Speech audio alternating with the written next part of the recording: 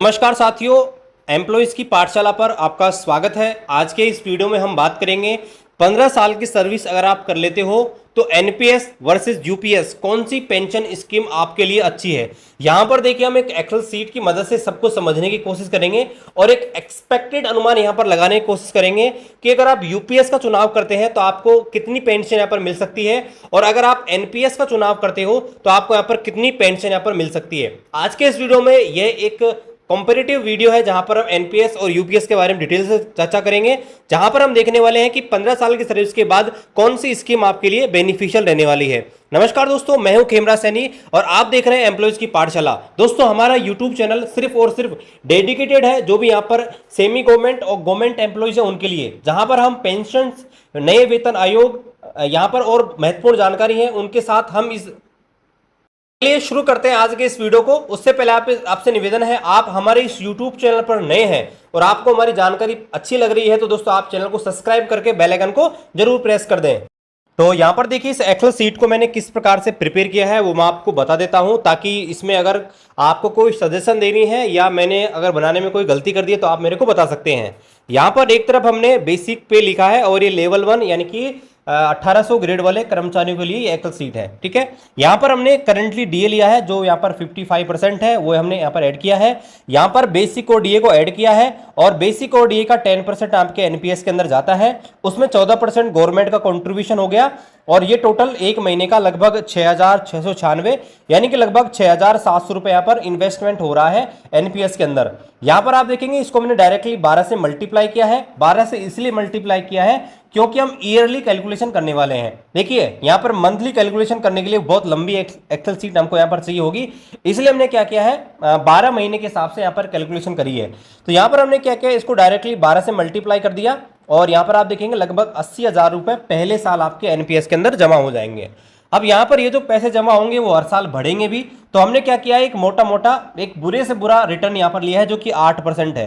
तो 8% रिटर्न हमने यहाँ पर लिया है और यहाँ पर आप देखेंगे तो ये जो पहले साल का पैसा होगा ये 15 साल तक आपका क्या होगा, जमा हो रहेगा। तो अगर 15 साल तक ये 8% के हिसाब से बढ़ता है तो यहाँ पर आप देखेंगे तो 15 8 120 यानी कि लगभग 120% ये आपका पैसा बढ़ जाएगा और 120% पैसा अगर आप बढ़ेंगे और इसमें ओरिजिनल ऐड करेंगे तो लगभग आपका ये जो पैसा है पहले साल का वो 1,76,000 रुपए यहाँ पर हो जाएगा। उसी प्रकार हमने क्या किया है, अगले साल जो आपका बेसिक है उसको बढ़ा दिया है 3% और उसके बाद जो डीए है उसको भी हमने 6% बढ़ा दिया। देखिए 6% क्यों बढ़ाया है, क्योंकि हर साल लगभग डीए 6% ऑन एवरेज बढ़ता है, तो हमने क्या किया है उसको 6% हर साल डीए यहाँ पर बढ़ाया है और सेम वही उसके अंदर डीए बेसिक और डीए को मर्ज किया है और उसमें गवर्नमेंट का कॉन्ट्रीब्यूशन और इस प्रकार से ऐड किया है। यहाँ पर आप देखेंगे हर साल आपका जो कंट्रीब्यूशन है वो बढ़ता जाएगा क्योंकि बेसिक और डीए आपका बढ़ता जा रहा है। यहाँ पर आप देखेंगे पहले साल 80,000, फिर 85, फिर 91, 98, इस प्रकार से आपका एनपीएस के अंदर कंट्रीब्यूशन आपका लगातार बढ़ता जाएगा।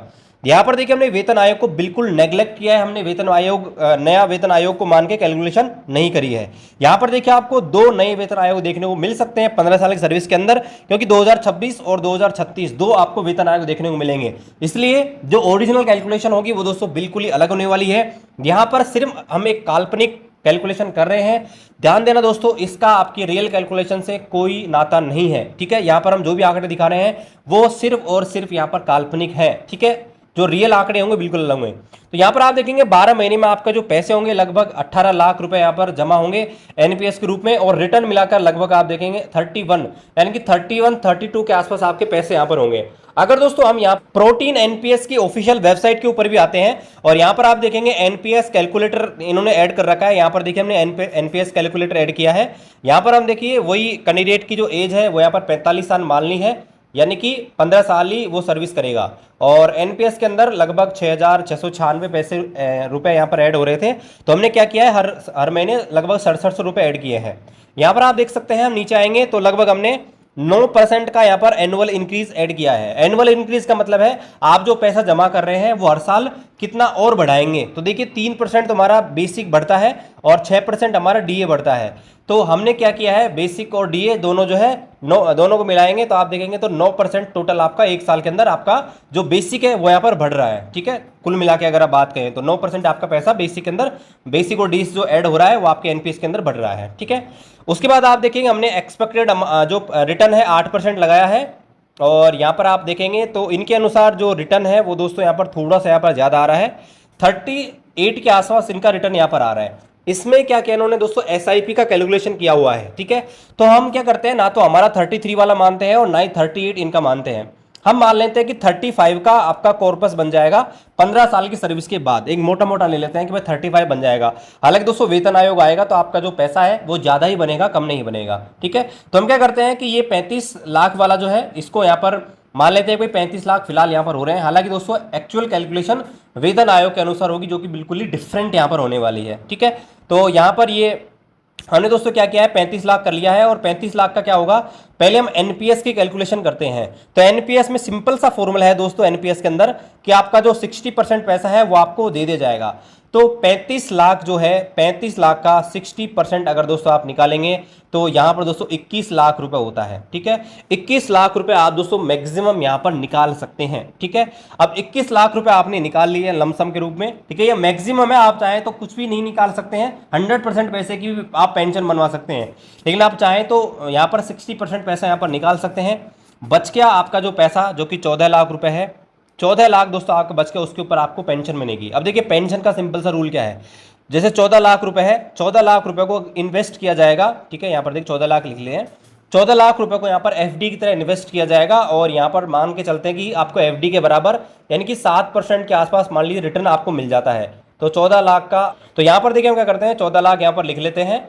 और 14 लाख का अगर हम दोस्तों परसेंटेज निकालते हैं, अगर 7% भी हमको कोई इंटरेस्ट दे देता है तो 98,000 आपको क्या मिलेंगे, इसके अंदर एक साल का टोटल आपको पैसा मिलेगा। लेकिन इसकी अगर पेंशन निकालेंगे, 12 का भाग देंगे, तो दोस्तों लगभग 8,166 रुपये आपकी पेंशन यहाँ पर बन रही है।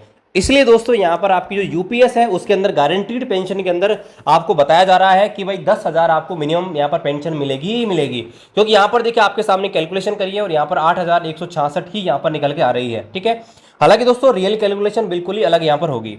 अब हम क्या करते हैं, यूपीएस के अंदर कैलकुलेशन एक बार आपको करके दिखाते हैं कि यूपीएस के अंदर क्या होने वाला है। तो दोस्तों यूपीएस के अंदर क्या है, यूपीएस के अंदर दो चीज आपको मिलने वाली है। पहला आपको जो लमसम मिलने वाला है, ठीक है, लमसम अमाउंट। तो यूपीएस के अंदर लमसम के बारे में यह बता रखा है कि भाई आपका जो अंतिम बेसिक रहेगा 12 महीने का, तो यहाँ पर हम क्या करते हैं, बेसिक निकालते हैं। यहाँ पर अंतिम दो बेसिक और डीए को ऐड करेंगे। यहाँ पर बेसिक जो रहेगा, तो यहाँ पर आप देखिए ये आपका बेसिक रहेगा 27,200, ठीक है। तो 27,200 यहाँ पर, जैसे यहाँ पर आप देख सकते हैं ये आपका यूपीएस का ऑफिशियल गैजेट है और यहाँ पर बता रखा है किस प्रकार से आपका लमसम अमाउंट मिलेगा, यानी कि आपका एक मुश्त भुगतान आपको जो मिलने वाला है। तो जो आपका बेसिक रहेगा उसके अंदर डीए ऐड कर दिया जाएगा। तो यहाँ पर देखिए बेसिक और हमारी जो एक्सेल सीट है इसके अनुसार 61 और 811 यहाँ पर आ रहा है।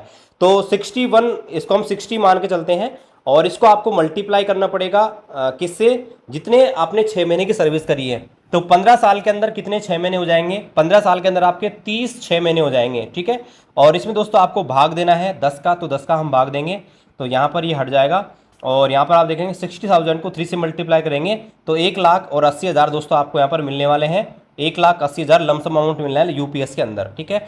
और पेंशन की कैलकुलेशन करें तो पेंशन के बारे में इन्होंने बता रखा है कि यहाँ पर देखिए ये पेंशन का फॉर्मूला है। यहाँ पर आप देखेंगे P/2 यानी कि जो आपका बेसिक है उसका आधा कर दो, ठीक है, उसको मल्टीप्लाई कर दो Q, जहां पर Q क्या है, Q महीने हैं, कितने महीने आपने जॉब करी है, ठीक है। और उसमें 300 का यहाँ पर भाग देना है। तो हम ये जो फॉर्मूला इसको अप्लाई करते हैं और जो भी यहाँ पर बेसिक होने वाला है, ठीक है, जो आपका अंतिम जो बेसिक पे है उसके अंदर हमें करने वाले हैं। तो जो कि यहाँ पर बेसिक और डीए दोनों यहाँ पर आप देख सकते हैं, ये बाद में मर्ज भी यहाँ पर होगा बेसिक और डीए।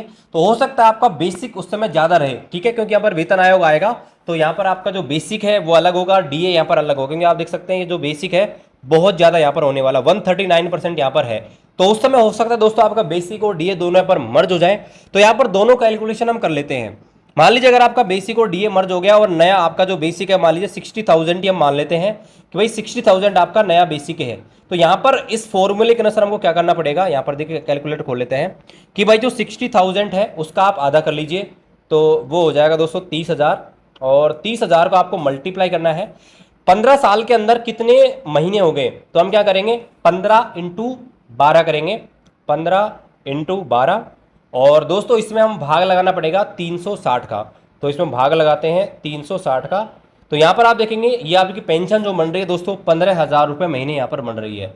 ये दोस्तों सिंपल सा यहाँ पर फॉर्मूला है। लेकिन यहाँ पर हम एक और ऑप्शन लेके चलते हैं। मान लीजिए यहाँ पर बेसिक और डीए यहाँ पर उस समय कुछ अलग रहे, ठीक है, यहाँ पर मान लीजिए मर्ज नहीं रहता है आपका, ठीक है, बेसिक सिर्फ 27,200 यहाँ पर लेकर कैलकुलेशन करें तो 27,200 इसका आधा अगर हम करेंगे, 27,200 का आधा अगर आप करोगे तो दोस्तों 13,600 हो जाएगा।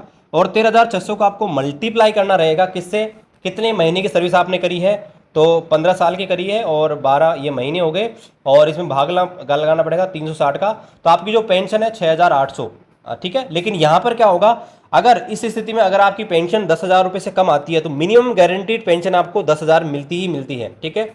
ये दोस्तों यहाँ पर आपका एक बड़ा बेनिफिट आपको मिल जाता है यूपीएस के अंदर।